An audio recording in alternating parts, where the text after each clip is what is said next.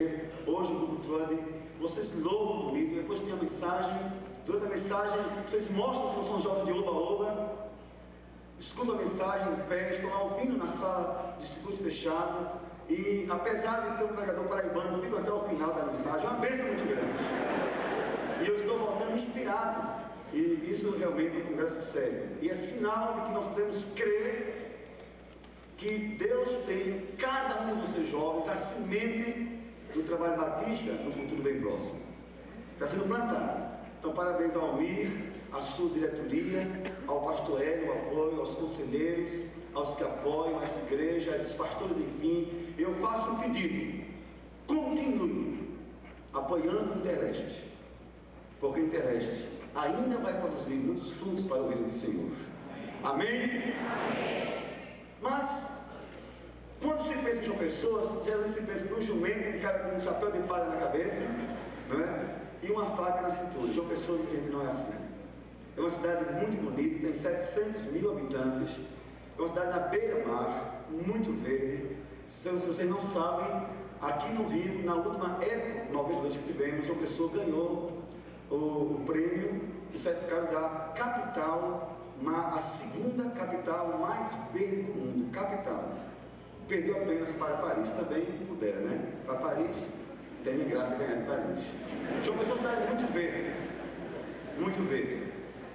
Linda demais, muitas praias, praias mornas, mas é uma cidade marcada por uma coisa especial: a presença do Evangelho de Jesus Cristo. Muitas igrejas grandes, vivas. A nossa igreja tem mais de 1.500 membros hoje. A segunda igreja batista de João Pessoa já tem quase 1.000 membros. A primeira igreja presbiteriana tem mais de 800 membros. E já surge uma com quase já 600 membros. Uma cidade assim muito evangelística e muito evangelizada, e que cresce muito o evangelho.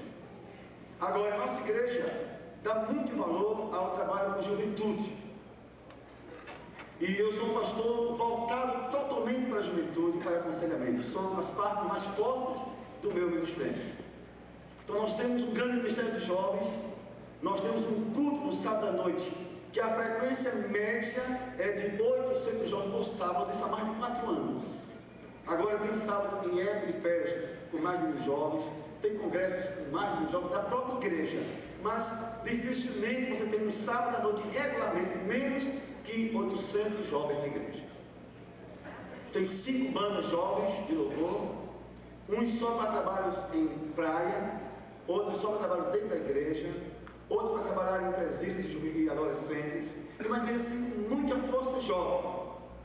Agora tem um detalhe: não é assim só fazer por fazer, vamos cantar, não. Há critérios. Os jovens, por exemplo, que cantam nas bandas jovens, têm compromisso com a igreja local. São batizados na igreja, não podem cantar se não for membro da igreja.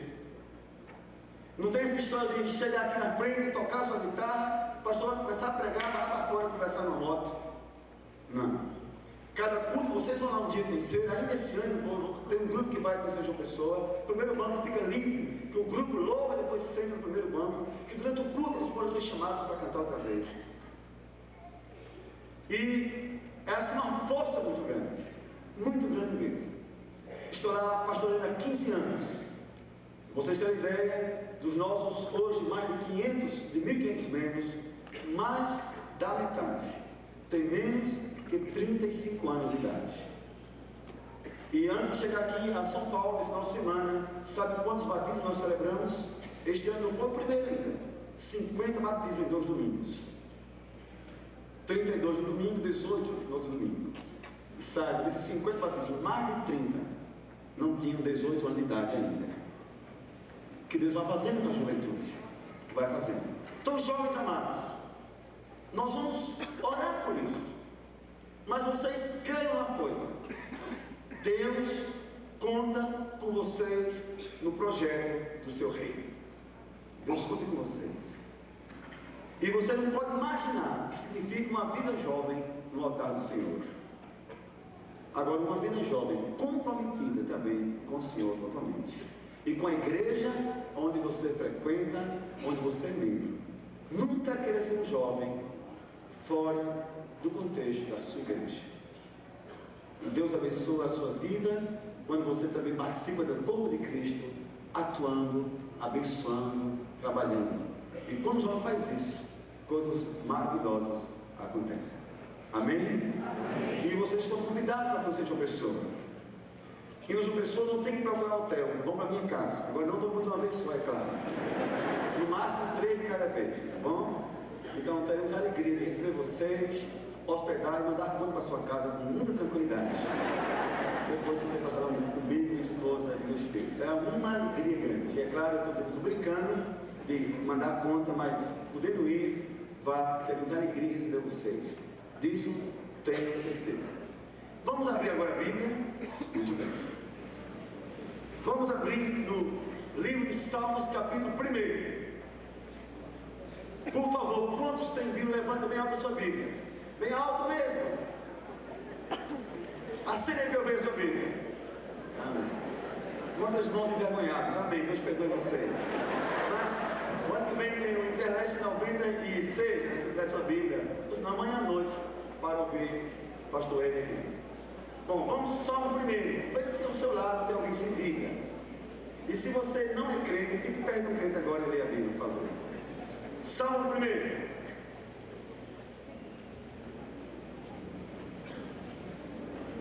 Todos estão, pelo menos, de acesso ao texto bíblico? Não.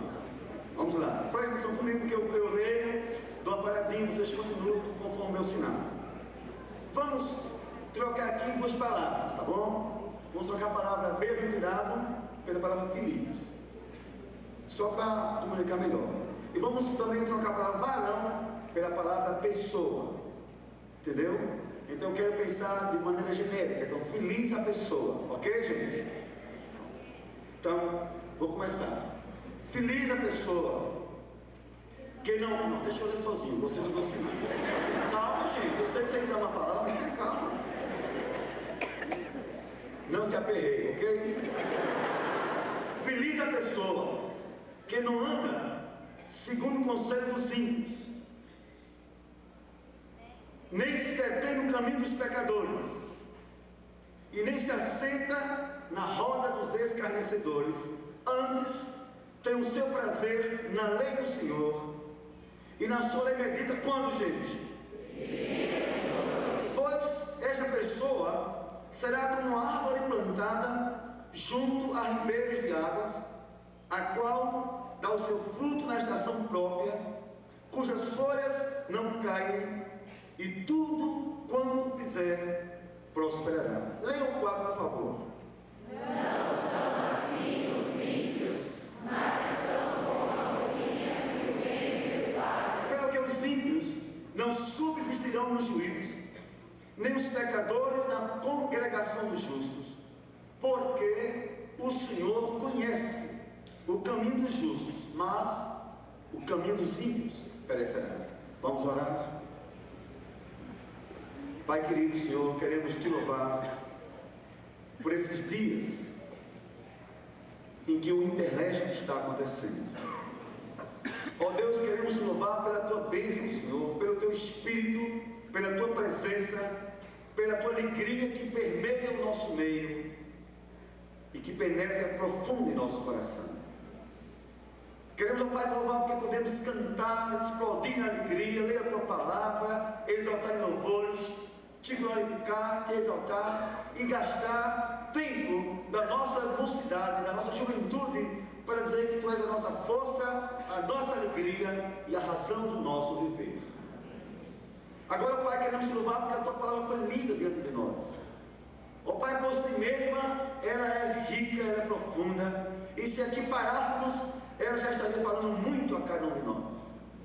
Mas agora, ó Pai, esta é a tua hora, em que a tua palavra será interpretada, ó Deus, na tentativa de alcançar de maneira especial cada um de nós. Eu peço sobre mim, teu servo, e sobre os teus servos e filhos que escutam, uma unção especial do Espírito Santo, para que a tua mensagem venha para mim e para todos nós. Ó Pai, se agora, enquanto eu oro, enquanto eu vou falar, Aqui alguns jovens, Senhor, com o coração partido, porque é um problema em casa, Deus, que veio ferido na alma. Ó Deus, eu te peço, restaura hoje à noite em nome de Jesus. Ó Deus, se há algum rapaz, uma moça, com sentimentos, ó Deus, mal correspondidos, Senhor, está em conflito, está triste, está dividido, ó Deus, está chorando por dentro, eu te peço, ó Pai, hoje à noite, não apenas, ó Deus, conforte, mas também restaure em nome de Jesus. E ó Pai, e a ideia de compromisso que queremos conceber e explicar, seja pelo Teu Espírito penetrar em nossos corações, em nome de Jesus. Amém. Amém? Amém. Na primeira noite eu recebi a palavra 20 para as 9. Entreguei mais ou menos perto das 10 horas. Ontem recebi a palavra numa hora muito bom, 9 horas, entreguei 10 e 15. Hoje são 9 e meia, eu vou entregar 15 para as 11. Então fiquem tranquilos. Mas eu vou tentar que vocês não durmam ou não se cansem. Quem se lembra do que dissemos na primeira noite? Uma visão de quem, gente? Do nosso mundo. E nós vimos, só recapitulando rapidamente, que para chegarmos hoje a compromisso e avivamento, você tem que percorrer um caminho. O caminho seu como pessoa, você enquanto servo, você enquanto gente, você enquanto homem, mulher, rapaz, moça, nesse mundo, conhecendo o mundo, confrontando o mundo e confrontando-se no mundo. E que você nunca vai conceber um avivamento na sua vida sem entender-se cidadão do reino de Deus em um mundo que jaz maligno, marcado por N coisas absurdas, prova da patologia de um mundo que está longe de Deus. Dentro do que eu falei, pelo menos duas coisas eu gostaria que vocês se lembrassem. É de um mundo marcado pela pressa, então um mundo cujas relações e sentimentos não têm tempo de criar raízes, lembre-se disso hoje, e um mundo marcado pela superficialidade, onde tudo é muito periférico, inclusive também a expressão religiosa de muita gente, muita igreja, muitos grupos, muitas crenças, muitas pessoas. O periférico marca o mundo de hoje. Lembre-se disso. Nós vimos ontem sobre compromisso e reino de Deus, que você só pode conceber o reino de Deus, você nesse mundo, comprometido com esse mundo, quando você entende o que o diabo está fazendo, a escravidão, as drogas, o suicídio, a violência física, moral, psicológica, na família, na rua, no assalto. O engodo espiritual, especialmente nesse nosso tempo, o culto ao esotérico, a umbanda, o candomblé, o xangô, o kardecismo, o espiritismo, o esoterismo e outras formas diabólicas de expressão de culto, que engana pessoas, escraviza e tenta padronizar uma ideia de Deus, quando na verdade é o diabo tentando solapar o senhorio de Cristo e a ideia no Deus realmente único e verdadeiro. Por isso você não consegue ver às vezes na sua casa pai e mãe bem relacionados. Por isso pai e mãe crentes, consagrados, ele diácono, ele pastor, ela missionária, ele corista, etc. E acordam-se, tem um filho nas drogas, tem um filho na cadeia, perguntando é o rei. Não tem que fazer essa pergunta sempre, mas entender que a nossa luta não é contra carne ou sangue, mas é contra potestades, contra forças espirituais do mal, e que o diabo está aí atuando em nossos lares, destruindo casamentos, sentimentos, vidas e a fé de muita gente. Esse é o mundo que vivemos. E o reino de Deus vai ser, em maneira assim bem específica, a verdade de Jesus em mim, a partir da minha experiência com Ele, e a minha postura de confrontar as trevas, quando eu creio naquilo que eu li ontem em Colossenses 1, que o Senhor me tirou do reino das trevas, tudo que era tristeza, engodo, mentira, escravidão, agonia, tédio, horror, medo, insegurança, hipocrisia, erros e tudo que trazia forma absoluta de minar a minha existência. E me colocou por Jesus, não por meu mérito, mas pelo sangue do Cordeiro, no reino do Filho do seu amor. E agora diz: aquele que está em Cristo, nova criatura é. Ele diz: agora você é sal da terra, você é luz do mundo, e você vai viver nesse mundo sem alienação, mas consciente de que mundo é este, para resgatar outros do reino das trevas e trazê-los para o reino da luz. E eu mostrei alguns passos em que esse compromisso é necessário. E você já pode entender a partir de hoje que ser um jovem crente não basta ter uma Bíblia, não basta frequentar uma igreja, nem frequentar bancos, nem conjuntos, nem corais, nem frequentar congressos, nem passear, nem fazer turismo evangélico. Ser um jovem crente é primeiramente, é basicamente, é unicamente alguém comprometido com Jesus, porque teve a vida resgatada pelo sangue de Jesus. Louvado seja o nome de Jesus. E a partir daí, tudo muda. Os congressos, os louvores, os grupos, as bandas, a igreja, a minha vida. Porque quando eu cheguei lá, eu cheguei por causa de Jesus. Eu cheguei porque Jesus me libertou. Eu cheguei porque Ele está vivo e reinando no meu coração. Isso é compromisso. Mas hoje, eu quero falar, que é o tema do congresso, eu deixei para hoje à noite, sobre compromisso e avivamento. E olha que eu escolhi um salmo que aparentemente não quer dizer o que nada.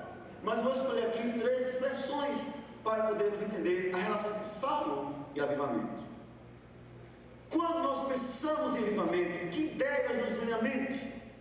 Eu não sei de vocês, mas vou dizer a minha experiência em João Pessoa. Quando eu tinha, talvez 14 anos de idade, não me lembro muito bem, mas não devia ter mais que 15. Em João Pessoa, eu vi na minha igreja um movimento que tentou rachar a igreja. E eu vi irmãos levantando contra outros irmãos, e eu vi assim, briga na igreja, e eu vi o seguinte: vocês são carnais, fiquem, nós somos avivados, vamos sair.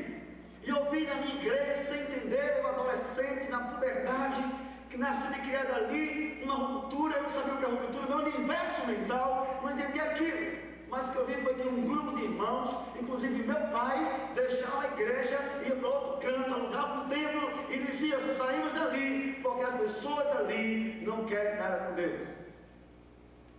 Somos avivados, somos renovados e respeitados. Só entendo de cantor cristão e nada mais. Eu sabia o que é isso. Eu queria ir aonde meu pai ia. Passado um tempo, o que é que eu vi? O grupo que saiu voltou. Porque o líder, eu só tinha 16 anos de idade, também não sabia porquê, pegou aquele templo criado sob a bandeira do avivamento e vendeu, e hoje é uma loja de imóveis. Mas a ideia que eu passei durante muito tempo na minha mente adolescente era que avivamento era uma coisa que vem e divide, que pessoas entram e saem, e que pessoas tinham outras. Então criou-se uma ideia de que avivamento tem que estar ligado a movimentos de ruptura. Eu não posso mais ficar aqui, tenho que fazer algo novo, senão isso não é verdadeiro avivamento. A segunda coisa, que na minha experiência religiosa veio, é que o avivamento está ligado a ativismo, a atividade. Você pega a igreja, evangelismo, visita, folheto, ensaio. Você não pode parar, o que não pode parar? Como disse Caio Fábio, nosso amigo Caio Fábio, meu de vocês também, uma expressão bonita um dia. Ele disse: o domingo do crente transformou-se pelo ativismo em domingo neurótico, que você não pode mais e não sabe ficar parado, tem que fazer alguma coisa. Então criou essa ideia, gente, isso está no nosso inconsciente religioso mesmo. Então, o que é um crente avivado? É aquele que não para. Então nós confundimos, não sabemos o limite entre o neurótico e o avivado. Desde que você vai para cá, você é um crente avivado. Depois descobrimos no comportamento das pessoas que muitas vezes o ativismo é uma fuga de alguma coisa, ou é uma maneira de encobrir também outras coisas. infelizmente, isso vem à tona rapidamente, mas essa ideia. Temos que fazer alguma coisa, amém? Vamos pensar sobre isso. Mas, por que temos que fazer? Fazer para não ficar parado? Apenas por isso? Por quê? Outras vezes, realmente está ligado sempre a ideia de jejum e vigília. Então, se você vai gostar de vigília e oração, se você passa noites orando, então você com certeza é um crente avivado. Você pode até ser dormiu, vai para ali cochilar, mas só porque está ali é avivado. Eu conheço em João Pessoa pelo menos uma senhora que sofre de um mal chamado insônia. Não pega uma vigília, mas vem da ideia de uma mulher avivada e xinga irmãs que cochilam, que a senhora, minha irmã, não pode passar a noite acordar, então não está com nada. Precisa buscar o avivamento. Então, o avivamento pode ser um sinal de noite acordada orando. Vou dizer uma coisa a vocês ouviram eu dizer ontem. O que eu já vi, eu Estevão. O que já recebi em consultório, eu Estevão. Do que eu ouvi com pessoas que pensam assim, só Deus tem misericórdia. Agora, vigia é uma bênção? É uma bênção. Todos os meses, a minha igreja faz literalmente vigílias. Não paramos. Eu amo vigílias, acho uma bênção. Oramos muito. E prego e sou a favor do jejum. Quando você sente que entre você e Deus, ele é necessário. Mas eu estou dizendo que criou essa ideia de que fazer isso é sinal de avivamento. E não fazer passou também a ser sinal de carnalidade. Também entendemos que realmente a ideia de barulho. E quando meu pai estava naquela igreja que rompeu, que houve uma ruptura, e viu a liderança vender a igreja hoje é móvel, meu pai cometeu sem querer um outro crime comigo. Ele saiu de onde estava e foi para a igreja Assembleia de Deus em João Pessoa. A essa altura eu tinha 17 anos. Então, olha meu filho, isso é que é igreja avivada. Então se todo mundo ora ao mesmo tempo, e grita ao mesmo tempo, e se você tem um forte rigor moral, então que eu entendi que era um crente avivado. Para mim naquela idade, João Pessoa era um crente que não joga bola, que não tem cabelo comprido, que faz costeleta, não usa barba, não usa cavanhaque, não olha para a praia, não usa bermuda, se usa maiô, tem que ser um maiô bem pentecostal, e etc. Se você entrasse numa igreja e que houvesse um órgão tocando, e houvesse um momento de oração silenciosa, você dizia, que igreja carnal. Porque você começa a sentir a necessidade neurótica de ouvir barulho para entender uma igreja viva. Criou essa ideia. E é verdade que às vezes a gente tem que orar, gritar, clamar, dizer, Deus, me socorre. É verdade. Mas também é verdade que orar em silêncio é também orar em espírito. É ser sincero com Deus. E não é em forma nenhuma sinal de carnalidade. Mas criamos essa ideia. E começamos a criar a ideia, hoje especialmente no meio jovem, e aqui não falo de vocês, mas da minha experiência, de que avivamento tem que estar ligado à ideia de, veja bem, massificar algumas práticas que não necessariamente são sinônimos da nossa relação com Deus. Então, por exemplo, eu pego, isso eu faço de uma pessoa constantemente. Todo Natal, volto meus jovens na praia. Então eu posso dizer, gente, vamos lá, para Jesus, todo mundo. Então eu posso ter a ilusão de que todo mundo está fazendo isso comigo, é porque está avivado. E se naquela hora alguém estiver assim, eu digo, aquele cabelo de pecado, meu cara. Mas se você assistir um show de Elba Ramalho, ela faz a mesma coisa. Não é nada demais. Eu gosto de bater palma. Eu gosto de levantar as mãos. Mas eu preciso massificar esse comportamento para dizer que fazer isso é sinal de que eu sou vivo. E não fazer, tem que orar por algum pecado escondido. Porque toda expressão de louvor, ou ela é espontânea, ou ela é individual, ou ela vem da alma, ou passa a ser um teatro, uma encenação, se não for de dentro para fora.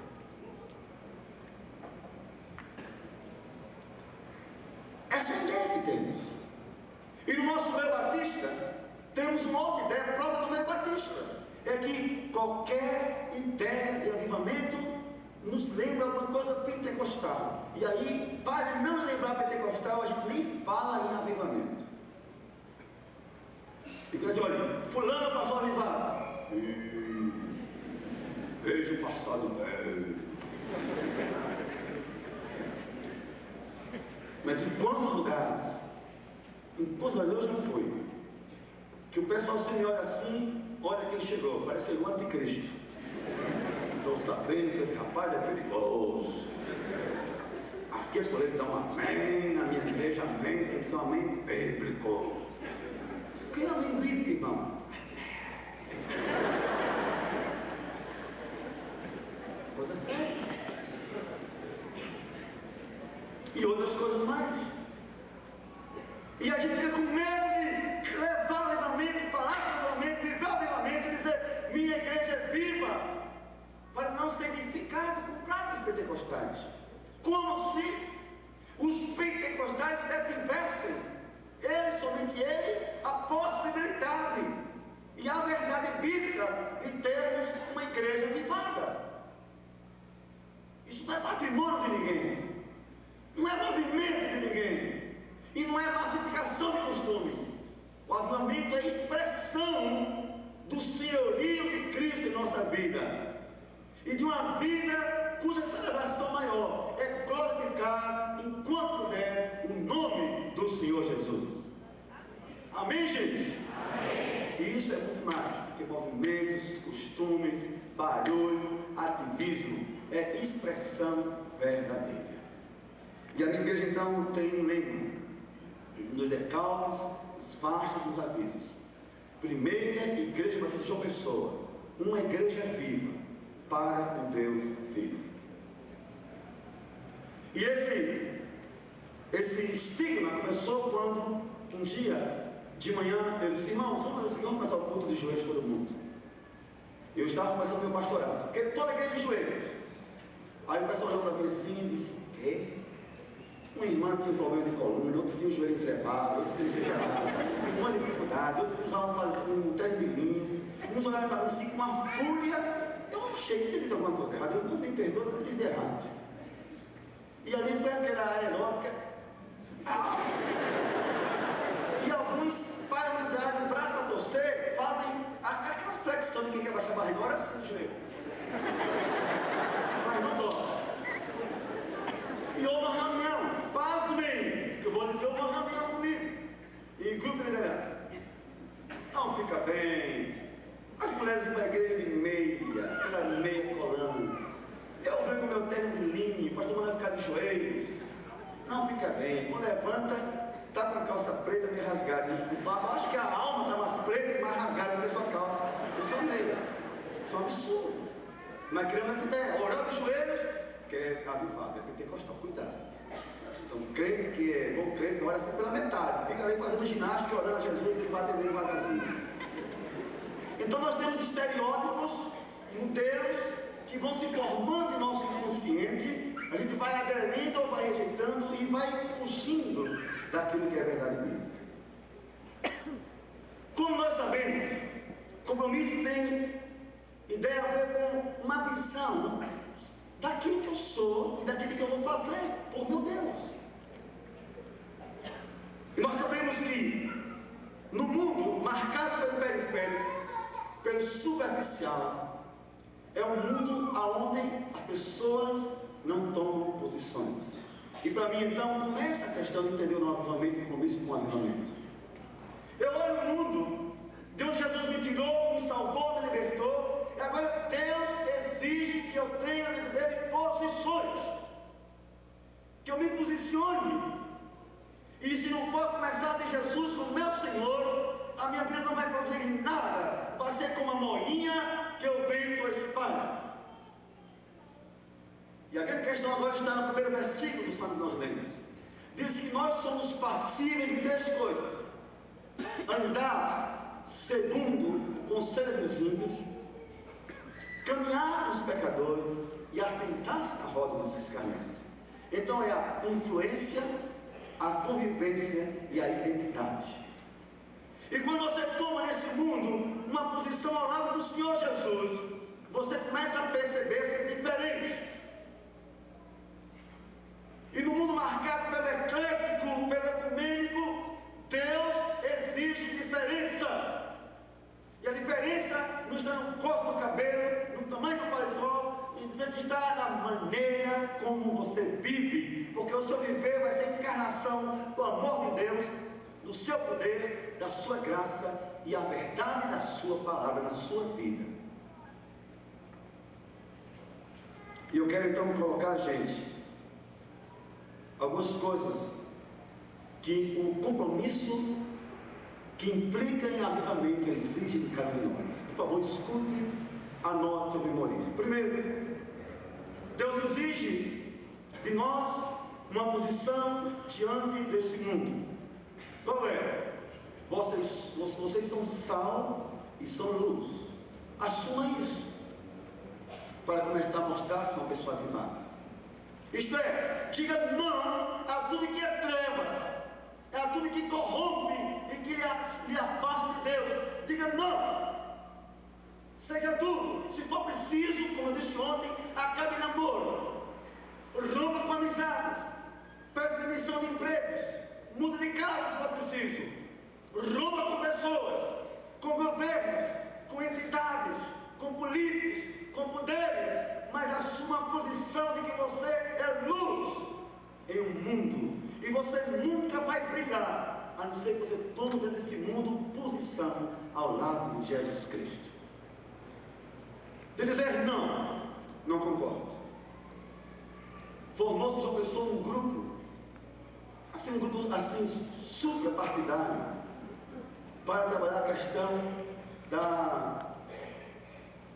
do controle de natalidade, não convidava para participar. E quando o grupo começou, então houve então a ideia de se conviver com a possibilidade do aborto. Me levantei e disse: eu sou contra. Mas, pastor Estevam, o senhor não tem que ser muito radical, me disse então um dos membros. E eram pessoas intelectuais da cidade. Eu disse: não é questão de ser ou não ser radical, questão de ter ou não ter posição, e eu sou contra. E se o grupo pensa assim, do grupo eu me afasto. Mas o mundo que pensa em aborto não concorda, não conta com a minha colaboração. E Jesus diz todas as vezes: você jovem luz, então você tem um namorado, tem uma namorada, tem um amigo, lhe convida ao pecado, a uma vida em pecado, uma vida de fornicação, de um sexo impuro, de pornografia, de hábitos e costumes que afrontam a glória dele. Diga não. Mas você não é homem, você é uma mulher careta, que importa, mas diga não. Quando eu era estudante do curso de administração na Federal de Pernambuco, eu ia no ônibus, conversando com um colega chamado Neuraci.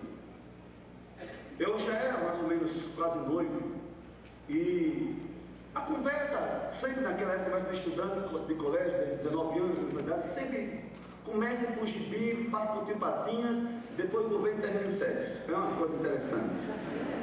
Nunca, começa com o Walt Disney, termina cedo perto de um hotel. Conversa termina em sexo. E eu conversando com ela, não vou dizer assim que eu cometi a tolice, não, mas eu soltei para ela o seguinte: que eu tinha 19 anos e que ainda era virgem, nunca tinha tido sexo com ninguém. Ela me ouviu, assim, espantou-se, mas me ouviu, mas atrás da gente tinha um cara da classe que era safado todo, e ouviu aquela conversa, e eu não vi o sujeito. Outro dia, no dia seguinte, ele chegou primeiro na classe que eu, conversou com algumas pessoas, apagou a luz da classe para quando eu chegasse, e ninguém entrou até que eu entrasse. Aliás, as pessoas foram entrando e me segurando até que eu fosse pelo menos um dos últimos a entrar. Quando eu entrei na classe, escura, acenderam a luz, e está sendo escrito no quadro bem grande: Estevão, o donzelão. Foram 4 anos de tortura sexual. Betinho, você está assim na casa do Betinho, você é o mesmo, você não sei o que lá. E imagine o que é você ter na universidade de donzelão. Então preferia cabeção, magão, qualquer coisa, mas esse apelido arrasa. Mas veja bem, então passou a fazer uma coisa horrível na classe, e piadinhas e tal, até que um dia eu pedi permissão e cheguei à classe e disse: gente, calma aí, gente, eu posso até trancar a matrícula diante de tanta pressão. Agora, queria que você saiba o seguinte: eu penso assim e assim e assim sobre namoro e sexo. Gente, quando eu comecei a falar, o Espírito de Deus desceu sobre a classe e as pessoas começaram a chorar. Meninas que já eram usadas descartavelmente começaram a chorar. Rapazes começaram a se sentir culpados porque eram verdadeiros exploradores do corpo de mulheres. E entenderam: sexo pode ser alguma coisa diferente. Sabe o que aconteceu? Isso foi mais ou menos em março e abril do início daquele semestre. No mês de julho, eu fui eleito presidente da turma. Durante todo o curso, fui da turma conselheiro. Mas não tive medo de assumir diante do mundo uma posição. Pode me deixar, se você é uma garota, está afim de casar comigo, cai fora.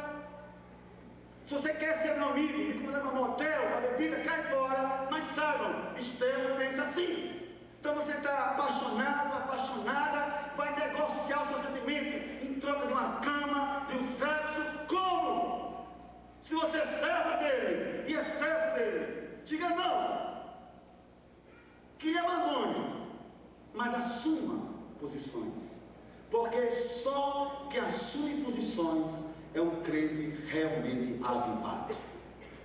Eu conheço aí muita gente, aqui não quero falar de nenhuma em particular, que está em igrejas pentecostais, igrejas chamadas renovadas, igrejas carismáticas e também nossas igrejas tradicionais, que negociam a fé por muito pouco. E mesmo com negociadas terríveis, poucas e baratas, falam língua, levantam mão, pula e mostram um teatro que não existe na verdade de suas vidas. Tome posições diante de Jesus, porque ele disse: quem comigo não ajunta, comigo espalha. Mas quem está comigo tem que tomar posições. Meu jovem amado, não tenha medo de ser o cara da turma. O que é que há? Um dia, vão reconhecer que você é diferente, porque alguém diferente é o Senhor da sua vida. Louvado seja o nome do Senhor. Amém? Amém? A segunda coisa é uma posição diante do pecado. Gente, escutem, eu comecei a dizer a vocês e alguma coisa me interrompeu quando eu disse que eu nunca vi uma cidade tão fácil de pecar como São Paulo. Então eu fui com meu irmão Eli a uma loja, comprou um negócio no carro dele, numa avenida que vocês conhecem, terrível, chamada Avenida São João, avenida do pecado. Escute, eram 10h30 da manhã. Sujeito, vamos marcar, gente, daqui a 10 minutos, sexo espírito, corre, está começando. Eu digo: como é que pode, gente? 10h30 da manhã? Corra, está começando. Escute uma coisa: muita gente entrando. Quando eu estive no congresso em Amsterdã, na Holanda, eu já estudava psicologia. E um grupo, fomos conhecer aquela famosa rua em Amsterdã, onde as mulheres prostitutas se expõem em vitrines e ficam até certa hora seminuas, e passa uma pessoa, escolhe a que quer, coloca uma ficha, abre uma porta, cai uma cortina, e daqui a 15 minutos a porta se abre, a pessoa sai e ela já vai para a vitrine outra vez. E veja bem, só foi a maior tristeza nossa. É que um grupo que integrava o Congresso Evangélico da África foi flagrado tendo casos com aquelas mulheres. Foram mandados embora. Viviam uma vida de aparência. Quando você quer buscar Deus, conta com poucos. Muita pouca gente vai ajudar a ser crente, consagrado, diferente. Não conte com muita gente, não. Vou chamar de louco, esquizofrênico, alienado, manipulado pelo pastor, pirou a cabeça, pirou de vez, acabou. Endoidou. Agora, para pecar, não falta quem empurre a gente. Então você tem que ter posições diante do pecado. Diga não. Não. Diga não. Há situações que levam ao pecado. Por exemplo, você quer o seu jovem que quer se consagrar nessa área sexual. Você passa a manhã todinha diante do cinema pornô aqui em São Paulo, vendo aqueles cartazes absurdos, e você fica lá. Ah, Jesus me segura, Jesus me segura. Jesus, que pregação. A cara é fraca, o Espírito é forte. Se eu seguro com tua mão. Óbvio que um dia você vai balançar e cair de vez. Você não tem que fazer nada ali, fazendo o que ali. O que você, um jovem crente, passa amanhã lutando de frente ao cinema pornô? Fuja do pecado. Tome posições. E diga não. Diga não. Por quê? Porque o segundo sinal de avivamento, depois de ser uma luz no mundo, é você ter uma vida santa. Eu estava agora, passei 3 meses nos Estados Unidos. E eu estava com uma família americana, estava pregando, pastor, não vou dizer o nome, que é uma questão de ética, pregando, uma multidão. E ele fazia coisas tremendas, tremendas. E aquela família fazia isso comigo. Eu disse, por quê? Eles americanos, eu brasileiro, eles conheciam. Eles disseram, só quem escuta esse homem é quem não conhece. Porque aqui ele é uma vergonha. Se avivamos, gente, não é apenas mostrar de maneira exterior algumas coisas que as pessoas engolem, creem, aceitam, mas é ter uma vida de tal maneira limpa, santa e pura, que aquilo que eu faço e digo é testificado pela minha maneira de viver. E se você não tem uma vida santa, você pode frequentar a igreja pentecostal maior aqui de São Paulo. Fique sabendo, você está longe de que significa avivamento bíblico, porque sem santidade não há verdadeiro avivamento. Pare e coloque a sua vida nivelada pela palavra, pelo ensino da palavra e pelo que Deus quer da sua vida.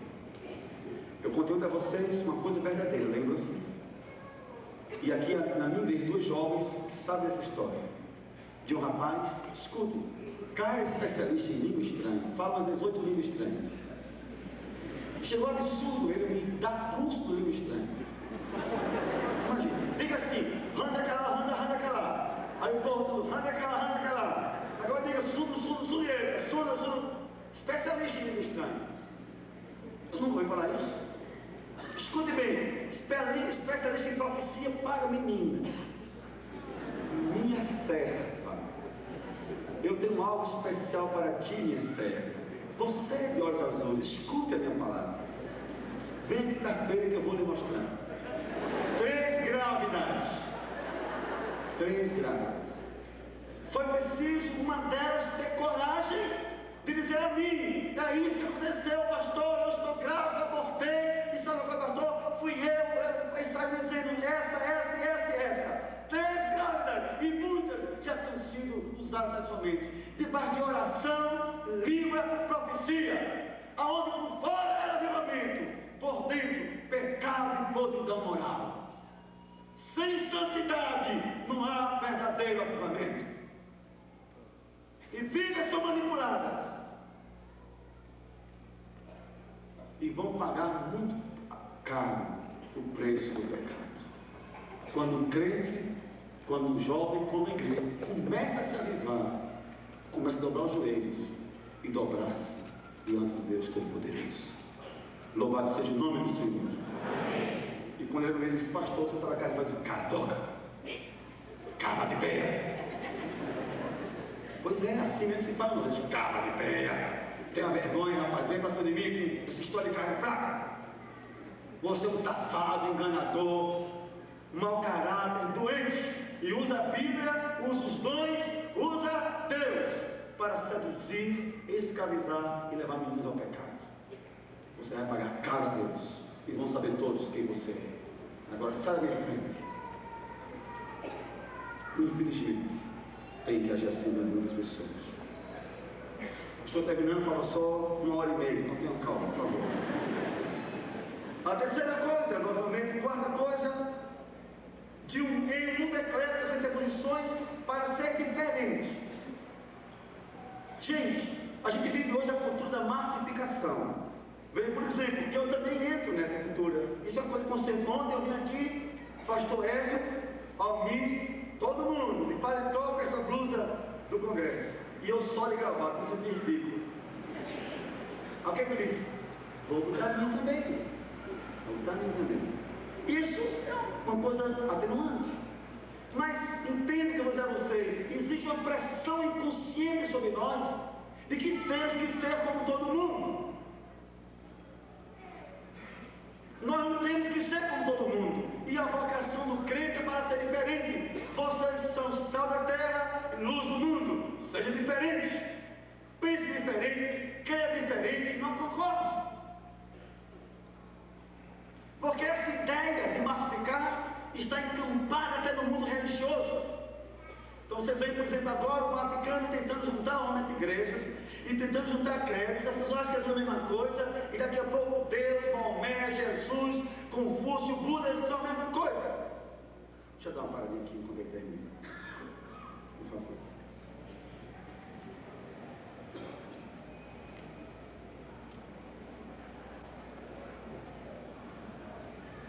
Tem que ser diferente. E a diferença, gente, é a marca da identidade. Agora não é diferença só no estereótipo. Não. Não é porque eu sou crente e não vou à praia, não é porque eu sou crente e não pego a guitarra, não é porque eu sou crente e tenho que não ter barba, essas coisas não. Não tem essas coisas não. Eu contei aqui ao pastor da sua igreja quando eu preguei em junho, de que na minha primeira vez que fui pregar na Paraíba, ela chamada Serra Talhada, e aqui alguns conhecem, no sertão de Pernambuco. Eu estava começando, era um jovem bem magro, uma cor assim meio parda, nem galega, nem amarelo, nem branco, entendeu? Aquela coisa de seminário, chegava de macarrão e pão francês, a cabeça grande, o cabelo que tinha rido de mulher por cima, mas eu queria pregar. Tinha um violão, usava barba. Aí fui pregar em Serra Talhada, convite lá na Igreja Batista, que era a Igreja Batista, não sei dizer qual. Aí quando cheguei na rodoviária, viajei 9 horas, com fome, comendo dindim, aquele picolé que só tem corante e nada mais. Pois é, dindim, para pregar de noite. Quando eu cheguei na rodoviária, o que é que eu achava? Eu pensava que estava abafando a minha cidade de Recife, em Serra Talhada, afinal de contas, eu seria o máximo. Eu não era nem inferno, era pior do que ele, não era nem mim, não tinha ninguém para me esperar. Aí veio aquela frustração de quem pensa que é artista, não tem ninguém. Onde está o meu público? E eu com o violão. Me sentei, eu digo, alguém me procurar. Daqui a pouco veio um homem de paletó, nem se dá conta de mim, nem olha para mim. E fica lá olhando, esperando. Eu digo, esse cara tem cara de pastor, não é possível. Eu disse, porque ele para mim me olhou. Aí, geralmente é paletó cinza, não é? Aquela gravata preta de 1 polegada. Aí eu fico, cara, senhor, diga, o senhor espera alguém? Sim, estou preocupado, que vi um jovem do seminarista pegar na minha igreja e não veio até agora. Eu fiquei com medo de dizer, sou eu. Aí eu disse, o senhor sabe o nome dele? Chama-se Estevão. Eu disse, Estevão sou eu. Olhou para mim e fez. Se ele fosse vivo hoje, a mulher diria assim: sangue de Cristo tem poder, espírito de rico amarrado em nome de Jesus. Sou eu, Estevão. Ele olhou para mim e disse assim: tem 2 opções. É assim, nem apertou a mão, nem perguntou se tinha fome. Quem te disse que tem 2 opções, meu jovem? Qual é essa? Daqui a meia hora eu tenho 12 de volta para Recife. Ou ficar aqui, cortar essa barba, esse cabelo, se ajeitar para poder pregar na minha igreja. Eu olhei assim, digo, meu Jesus, onde é que eu estou?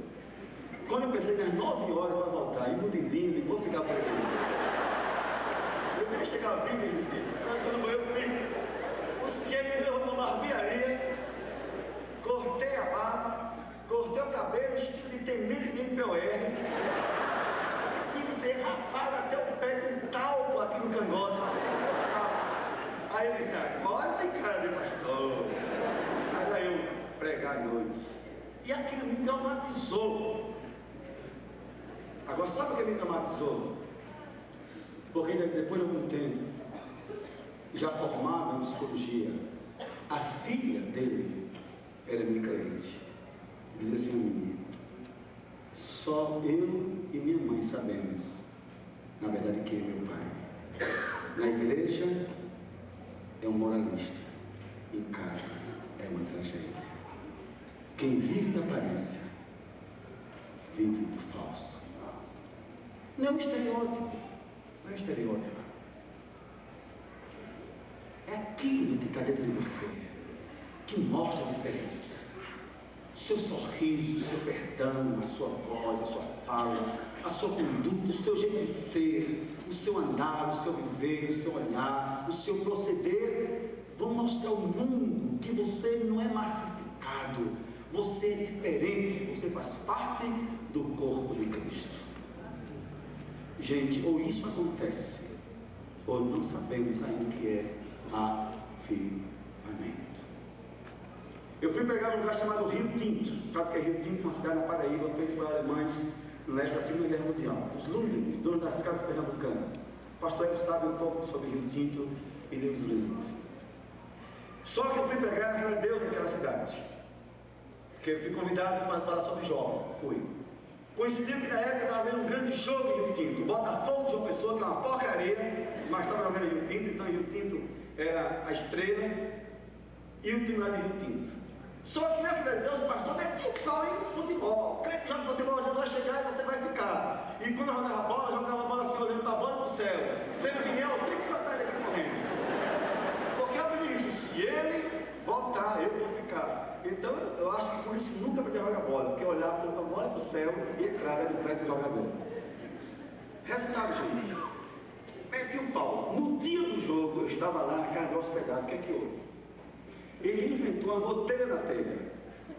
A casa dele era de frente para o estádio. Ele disse, Estevam, hoje, domingo à tarde, eu vou trocar meu descanso, vamos retelhar essa casa, vou tirar 8 goteiras. A goteira era o pretexto para assistir o jogo. Era assim. Quando acabou o jogo, tinha mais goteira do que antes. Era mais fácil esse senhor dizer, olha, gente, é bom futebol, cuidado só para que isso não seja o seu Deus, mas o que é que há? Mas mete o pau em bola e vai retirar a goteira só para ver o jogo? Pessoas que confundem ativamente com aparências e não há profundidade na diferença da sua maneira de viver. Eu gosto muito quando você diz alguém, fulano da sua igreja é, eu sabia, é diferente. Pela maneira de ser.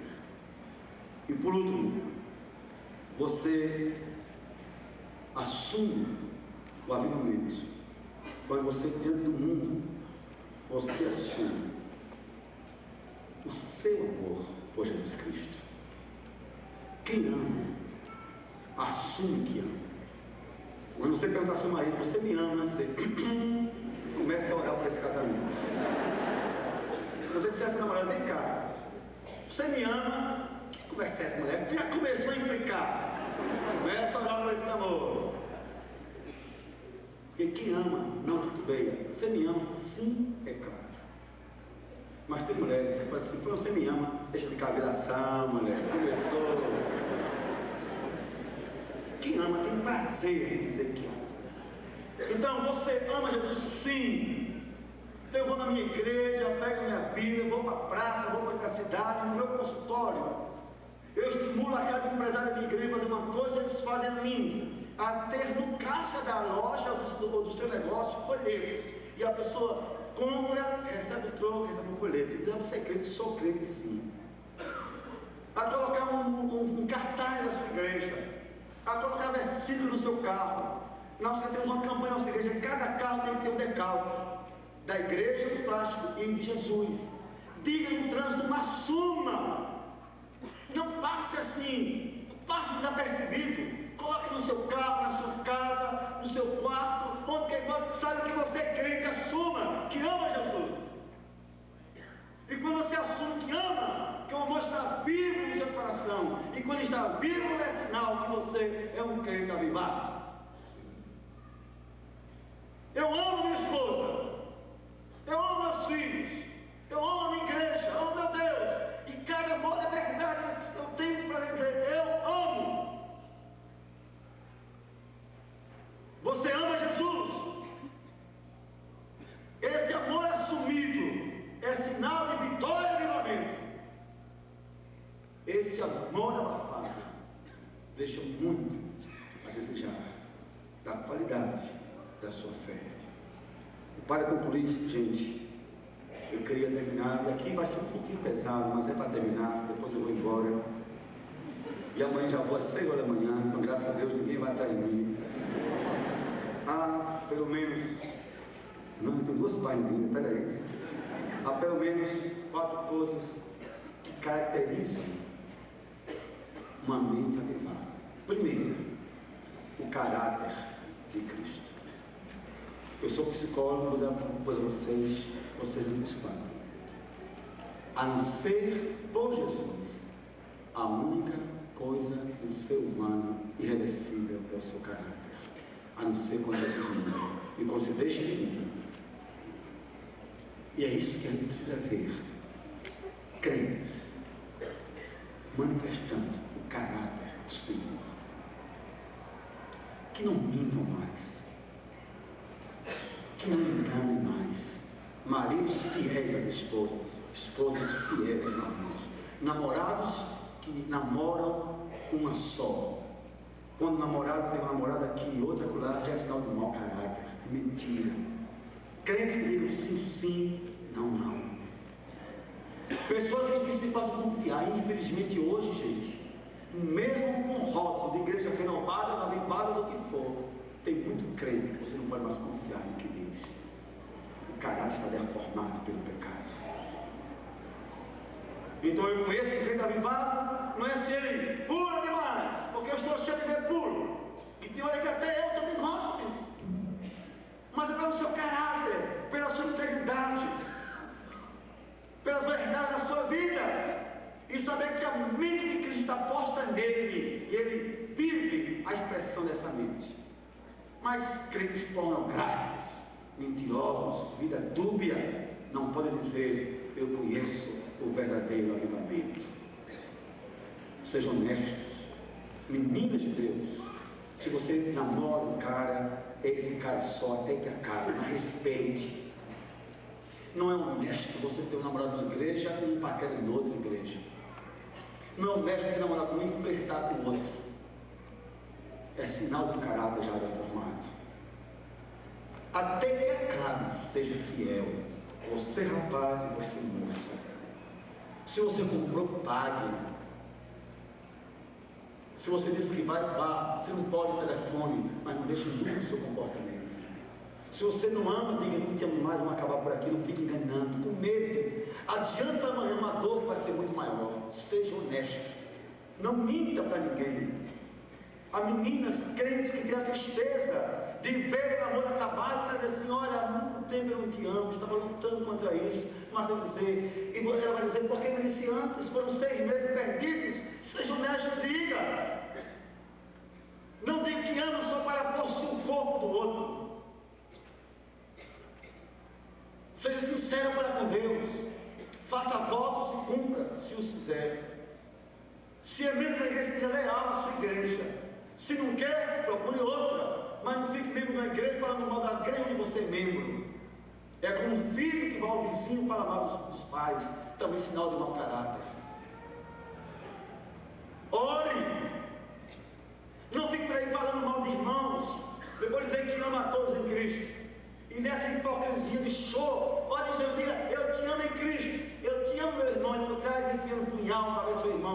casado. Se perdoa, perdoe. Se não vai verdade, diga, por favor, eu estou chateado, não dá para perdoar agora, eu vou olhar sobre isso. Mas não diga que perdoe e guarda rancor. Deixe que o caráter de Jesus se manifeste na sua vida, porque isso é sinal de avivamento.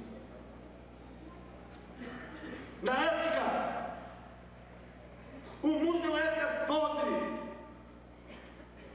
João Pessoa, um deputado muito famoso, me convidou e disse: pastor Estevão, olha, o que é que o senhor quer? Quer um terreno para a igreja? Quer um ônibus para evangelismo? Quer uma concessão de rádio? Eu só lhe peço uma coisa: me leva à sua igreja e diga, volta desse homem. Eu digo, não, não e não. Essa igreja não se vende, não se troca, nem se constitui com pactos que excluem a ética de Deus e depois vai fazer tudo e dizer foi Deus que mandou. Diga não, mas tem uma ética que não seja igual desse mundo onde tudo se negocia, até favores em nome de Deus. Isso é um crente avivado, que é um só em São Paulo, vai para Curitiba é um só, vai para João Pessoa é um só. Não como alguns que, quando mudam de bairro, mudam de vida, de conduta e até de personalidade, infelizmente. Uma vez eu teria uma jovem que descobriu, depois de 8 meses de namoro, que o seu namorado já era pai de 3 filhos, era marido de uma mulher e com ela vivia muito bem. Dá para entender um negócio desse? O sujeito vai para o congresso, tipo assim, São Paulo e Guarulhos, perto da perto, lá no congresso conhece alguém, tira a aliança, esconde a aliança e fica lá, namorando, no portão, como se fosse um adolescente, o maior sábado do mundo, até quinta-feira, pelo telefone, e a moça acreditando nisso. Depois descobre que o namorado é casado, tem a mulher, gosta da mulher e tem já 3 filhos. Como entender isso? Alguém produto de uma ética apodrecida. Às vezes, você deu um namoro, os jovens crentes acabam o namoro, ela descobre no outro dia que ele já tinha outra na igreja e tal. Como é que pode? Estava com as 2? Não, estava olhando para Deus dar a resposta. Ele deu a resposta ontem. Cavilação! O Senhor me falou. O Senhor me falou. Foi de madrugada. Já há 6 meses vinha no telefone. Olhe por mim. Estou esperando sua força para dizer não. Mas olhe por mim. Beijinhos, tchau. Amém. Coisa feia. Isso é verdade. Terceiro, uma vida não somente marcada pelo caráter de Cristo, pela ética de conduta cristã, mas marcada pelo testemunho do poder de Deus. Crente alegria, crente vibração, segundo crente mal-humorado, crente ranzinza, crente cara dura, crente revanchista, crente violento, crente que revida.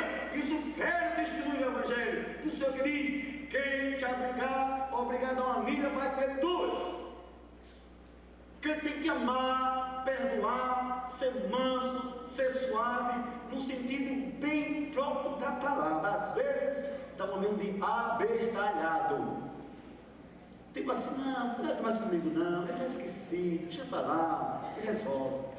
Mas gente, isso tem de acontecer. Eu era muito violento, imagine. Como é que um mago desse pode ser violento? É muita ousadia, né? Mas eu gostava de brigar. Agora quando eu conversava, eu saía calado pelos cantos e ficava só. Mas gostava de confusão. E quando eu comecei a ir João Pessoa, era pastor, o que me irritava era o trânsito de João Pessoa. E um dia Deus permitiu uma vergonha na minha vida para que eu fizesse um voto e disse: o meu testemunho está falhando nisso. E eu vi no trânsito, e numa avenida, em uma pressa no hospital, uma mulher fazendo. Não é que mulher dirige mal, também não quer dizer que dirige bem, temos que orar por ela. Mas ia uma na minha frente e enchendo a paciência. Então, não dava sinal, entrava, quando dava direita para a esquerda, esse é o tipo de mulher aprendiz, é uma luta muito grande. Eu atrás, no trânsito, meu Deus, não é possível. Meu Deus, não é possível, meu Deus, não é possível. Tem uma hora que eu disse: sabe uma coisa? Eu vou encostar e vou desenvolver essa mulher. Aí me irritei mesmo, peguei o carro e falei assim: sim, a burra!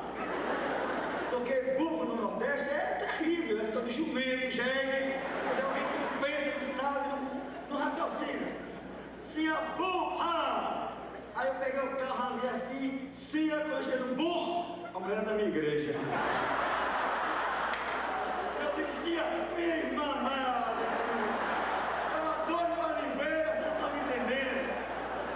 Aí ela encostou o carro, eu dei um sinal, ela encostou o carro, eu. Imagine se eu fizesse a boca, aí disse, minha irmã, vamos orar. Aconteceu, eu estava irritado. Agora, ali com ela, eu disse, quero fazer um voto aqui. Nunca mais eu serei escravo do trânsito. Então o que é que faz? Ando no meu carro com a fita. Quando começa o trânsito, engarrafar, boto a fita, começo a louvar a Deus, lembrar de versículos do meu voto. Mas não tem coisa mais feia do que no trânsito um crente de cabeça quente. Ele está na igreja cada domingo. Manso e suave, Jesus está chamando. Vem já na segunda-feira. Sai da frente, amor! Ei, cara de pau! Paraíba! Enquanto a Paraíba que paga o preço do mau testemunho do irmão. Como? Então, avivamento é uma vida marcada por testemunho. Não faz muitos dias de que eu tive a tristeza de receber de uma pessoa a ligação de um advogado de um determinado escritório dizendo: você conhece fulano? Fulano conhece. Fulano, infelizmente, também. O que é com ele? É porque ele está aqui com 5 cheques sem fundo, em cobrança de paga. Eu digo: fulano? Que velho. Que velho. Minha gente, se a nossa vida não tem testemunho a dar, avivamento não existe. E eu queria terminar dizendo que ativismo pode ser fuga, pode ser encobrir pecado. Barulho, às vezes, é expressão luminosa mesmo. Quer dizer a vocês que avivamento é a expressão mais viva que Jesus é o Senhor da nossa vida. Quer ter compromisso com o avivamento?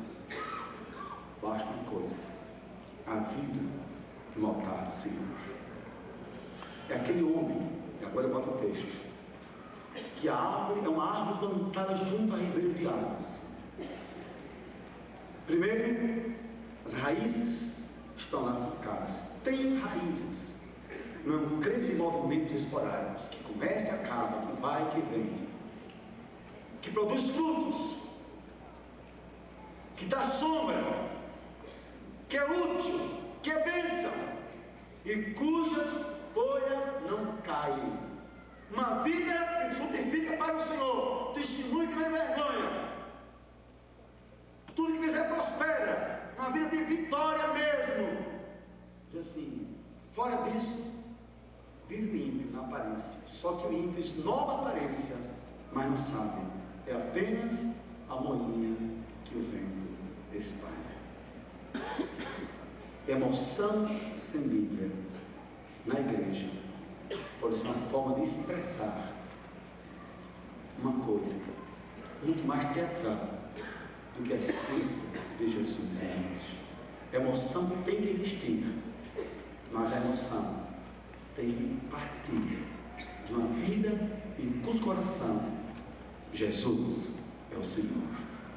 A minha oração é que cada jovem aqui sejamos como uma árvore plantada junto a ribeiros, que sabe porque está no mundo, que produz frutos, sombra nesse mundo, que tem raízes profundas, não é periférico, testemunho do Senhor, e porque está ali, é tão vivo, tão verde, que produz frutos e mostra a todo mundo: eu não sou uma árvore qualquer, eu sou uma árvore regada pela palavra de Deus, e a minha beleza é a expressão de que Jesus vive em mim. Que Deus abençoe a todos. Amém. E agora, que Deus abençoe a todos. Amém. Agora eu quero que você baixe a cabeça. E eu gostaria, antes de ir embora para João Pessoa,